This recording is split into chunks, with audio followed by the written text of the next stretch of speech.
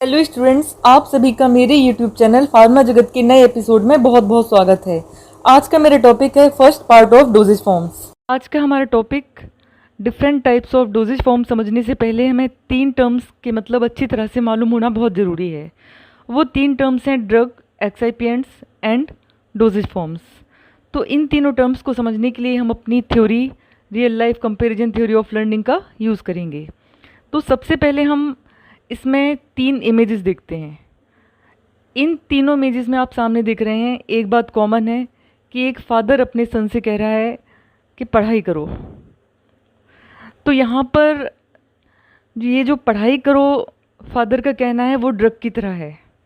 जैसे ड्रग, कोई भी ड्रग है, सपोज पैरासीटामोल है, जिसका पर्पज़ क्या है, फीवर दूर करना।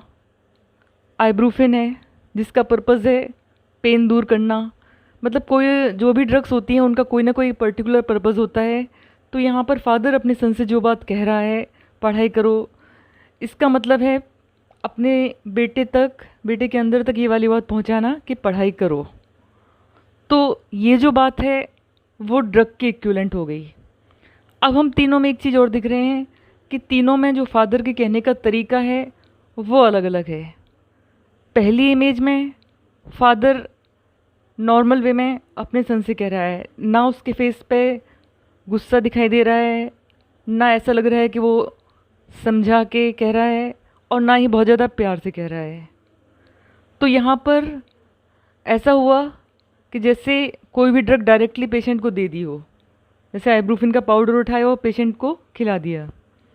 दूसरी इमेज में कैसा दिख रहा है कि फादर सन से बहुत ज़्यादा गुस्से में, बहुत एग्रेसिव होकर पढ़ाई करने के लिए कह रहा है।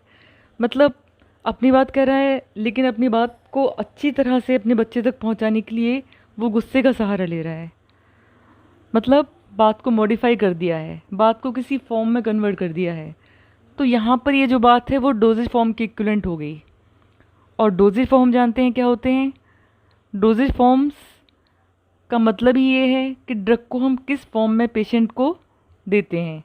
वैसे ही यहाँ पर हम इस बात को डोजेज फॉर्म से कंपेयर कर सकते हैं कि फादर अपने सन से जो पढ़ाई करने के लिए कह रहा है वो किस रूप में कह रहा है, किस फॉर्म में कह रहा है।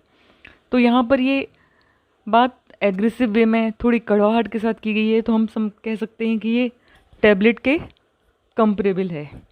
तीसरी इमेज में हम देख रहे हैं कि फादर सन से पढ़ाई के लिए बहुत ज़्यादा प्यार से, लाड़ से कह रहा है। तो यहाँ पर भी फादर का पर्पज़ वही है, अपने सन को ये समझाना कि पढ़ाई करो, पढ़ाई करना ज़रूरी है। लेकिन यहाँ पर वो ये सोच रहा है कि प्यार से कहेगी बात ज़्यादा इफ़ेक्टिव होगी। तो यहाँ पर फादर ने अपनी बात सन तक पहुँचाने के लिए जो फॉर्म का सहारा लिया है उसको हम सिरप से कंपेयर कर सकते हैं कि सिरप की तरह मिठास के साथ बात कही गई है।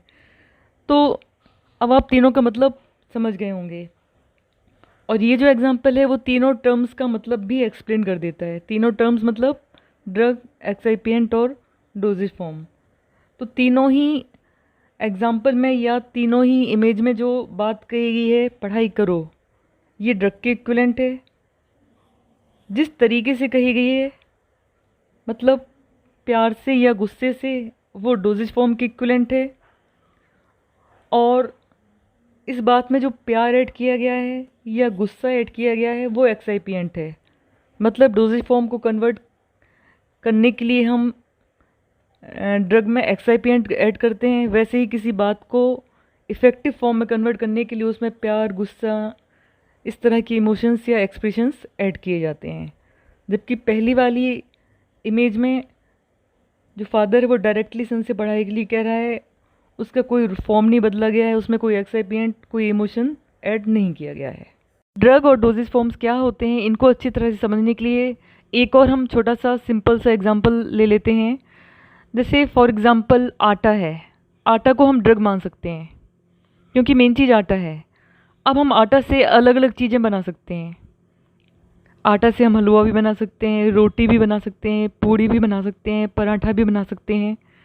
तो इन सभी में मेन जो चीज़ है वो तो आटा ही है, लेकिन हमने अलग अलग प्रोसेस का यूज़ करके और साथ में आटा के अलावा अलग अलग चीज़ें ऐड करके अलग अलग तरह की रेसिपीज़ बनाई हैं। तो हम इनको, ये जो रेसिपीज़ हैं उनको डोजेज फॉर्म बोल सकते हैं। और जो मेन इनमें एक्टिव चीज़ है आटा, उसको हम ड्रग बोल सकते हैं। अब हम साइंटिफिकली समझते हैं कि डोजेज फॉर्म्स एक्चुअल में होते क्या हैं।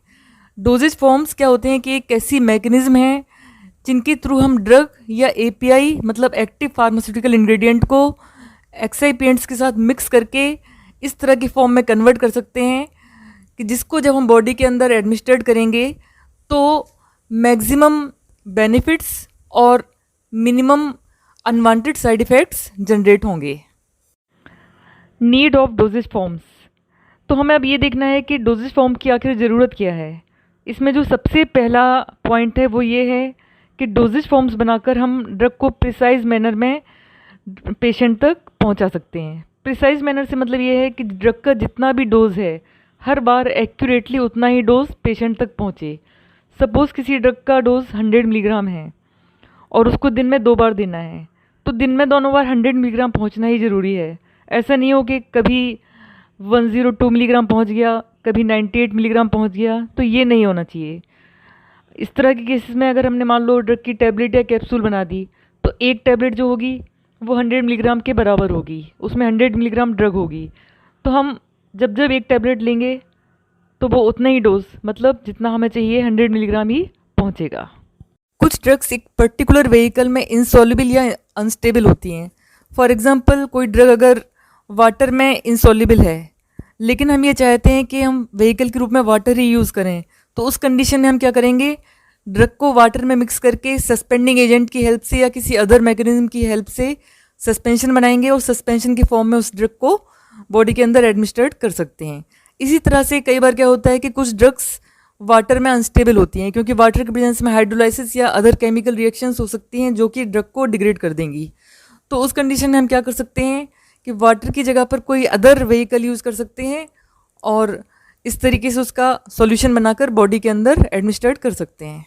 हम जनरली जो डोजेज फॉर्म्स यूज़ करते आए हैं वो कन्वेंशनल डोजेज फॉर्म्स होते हैं।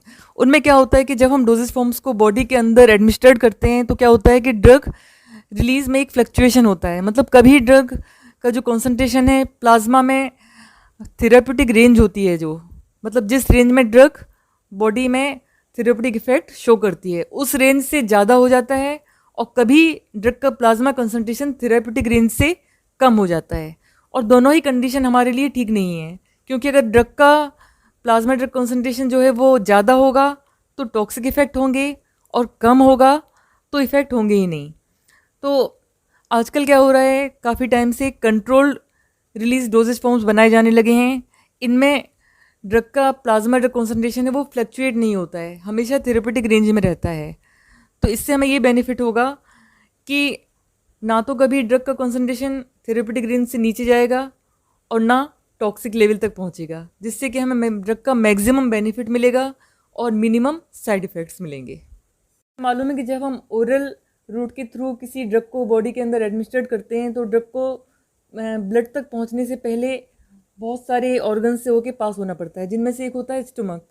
स्टमक का जो पीएच होता है वो एसिडिक होता है। तो कुछ ड्रग्स ऐसी होती हैं जो एसिडिक पीएच की तरफ सेंसिटिव होती हैं, मतलब एसिडिक पीएच में उनका डिग्रेडेशन हो सकता है। तो डोजेज फॉर्म्स से हमें ये बेनिफिट होता है कि हम ड्रग को एंटेरिक कोटेड टैबलेट में कन्वर्ट कर सकते हैं।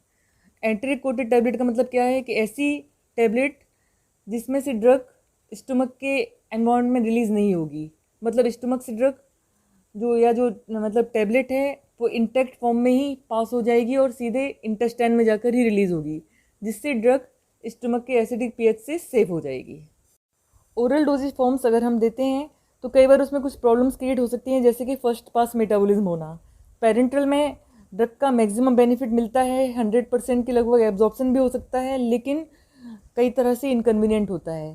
तो इन प्रॉब्लम्स से बचने के लिए हम कई बार टॉपिकल रूट के थ्रू टॉपिकल डोजेज फॉर्म्स भी दे सकते हैं, जैसे कि ऑइंटमेंट, क्रीम एट्सेट्रा। और इस कंडीशन में भी हमें ऑप्टिमम ड्रग एक्शन मिल सकता है।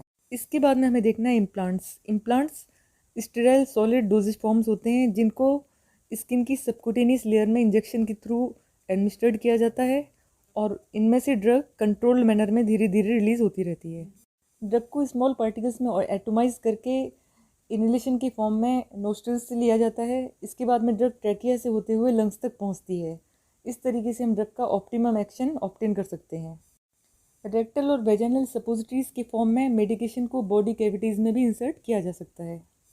ड्रग को एटमॉस्फेरिक ऑक्सीजन और मॉइस्चर से प्रोटेक्ट करने के लिए कोटेड कैप्सूल्स भी बनाए जा सकते हैं।